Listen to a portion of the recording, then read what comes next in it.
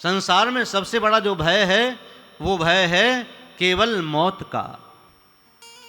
तो सूत जी महाराज ने कहा शौनकादिक ऋषियों कि कालव्याल मुखग्रास त्रास निर्णास हेतुवे श्रीमद्भागवतं शास्त्रं कलोकीरेण भाषितं कलोकीरेण भाषितं। कालव्याल मुखग्रास त्रास निर्णास हेतुवे कि हर व्यक्ति के सिर पर काल किसी न किसी रूप में बैठा है, वो किसी न किसी रूप में आ जाता है। एक राजा हुए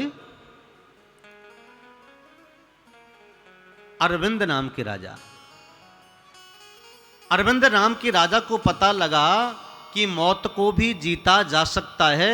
किसी ने ऐसे उसको बोल दिया कि मृत्यु पर भी विजय प्राप्त करी जा सकती है। तो यत्न प्रयत्न करने लगा निरंतर और कहा कि मैं मृत्यु के बस में न होने वाला नहीं हूं। गायत्री के पुरस्चरण करिए, बहुत दान किया, पुण्य किया, संतों को बुला करके अनुष्ठान किया, अनेक अनेक प्रकार के अनुष्ठान किए। सबने आशीर्वाद दिया, चिरंजीव भवो, चिरंजीव भवो, चिरंजीव भवो, आपका काल भी कुछ बिगाड़ नहीं पाएगा। राजा को बड़ा अभिमान हो गया कि सबका मैंने आशीर्वाद प्राप्त कर लिया, अब मेरा मौत क्या बिगाड़ेगी, मेरा काल क्या बिगाड़ेगा। किसी एक राजा ने सलाह दे दी कि काल तो पृथ्वी पे आता है, इसलिए तो एक काम कर, पृथ्वी के 7 तले जाकर के एक सुंदर महल बनवा, वही जाकर के रहना। काल आएगा तो पृथ्वी पे घूम के चला जाएगा, तेरा क्या बिगाड़ेगा। अब अपने मित्र के कहने से उसने सुतलोक में एक सुंदर अपना साम्राज्य बसा लिया और वहीं रहने लगा। काल मेरा क्या बिगाड़ेगा।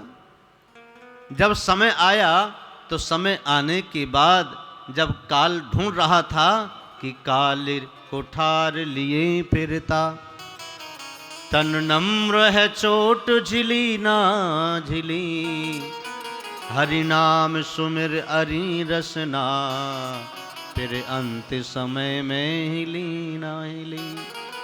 जब काल ढूंढ रहा था, गीता कहती है कालम न पचती मणमयम शरीरम ग्रहे। हर व्यक्ति का जो शरीर है ये मिट्टी का है, काल नहीं छोड़ता। चाहे आकाश में जा, चाहे पाताल में जा, चाहे सुतर लोक में जा, चाहे मृत्यु लोक में जाए, किसी लोक में चला जा, काल छोड़ता नहीं है।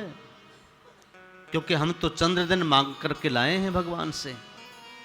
ये सांसें जो चल रही हैं ना, ये सुरक्षित निश्चित दिन तक चल रही हैं। काल ने जब सुराक लगाया, पता लग गया, धर्मराज के दूतों ने बताया और सुतल लोक में ही चले गए और वहां जाकर के काल सर पे बैठ गया और राजा को ले जाकर के धर्मराज के पास पेश कर दिया।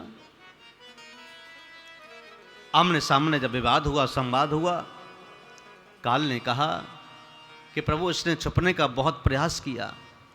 धर्मराज ने कहा तो छुप तो नहीं पाता, लेकिन तेरी पुण्य को प्रभाव से कुछ दिन तक तूने साम्राज्य राज्य राजा को जैसा तूने भोग लिया है।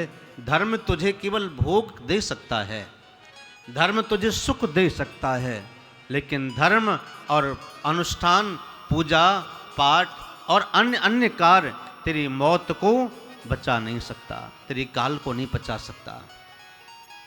इसलिए गीता ने कहा है, निर्णय किया, कालम न पचती, ये काल किसी को नहीं छोड़ता।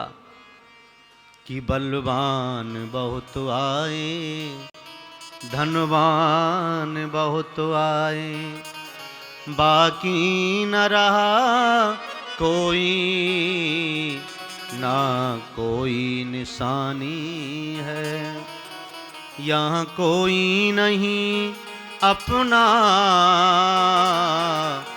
सब झूठी कहानी है।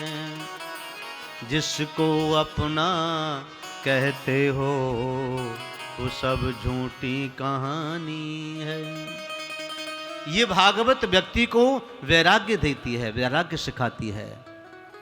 जब तक वैराग्य नहीं होता तब तक सच्चा ज्ञान हृदय में टिकता नहीं है। वैराग्य ज्ञान सिखाता है। इसलिए भागवत भक्ति, ज्ञान, वैराग्य और त्याग का समन्वय ग्रंथ है। सब्सक्राइब करें रामकृष्ण शास्त्री जी के YouTube चैनल को और हमारे वीडियोस को सबसे पहले देखने के लिए बेल आइकन को दबाना न भूलें।